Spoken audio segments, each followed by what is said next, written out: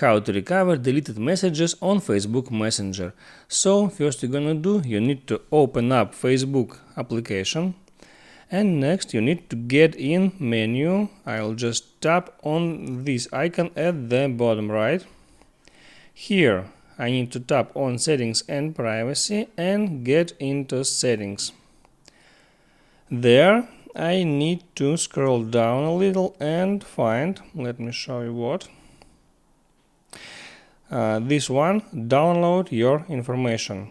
Get into here, and there I can see all the options selected. First I need to deselect them all, and then at the second place I see messages. I will select just it, then scroll down to the very bottom, and here I can select the date range. I will choose all of my data, and then I will tap on this blue button that will create all the messages from all that time.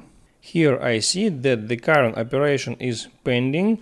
You should wait for some time. It maybe takes a couple of minutes, maybe it will take a couple of hours, and then the file will be ready. It will be zip file.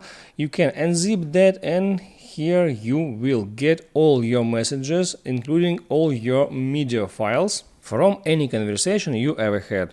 Make sure you like this video if it was helpful for you, and see you next time.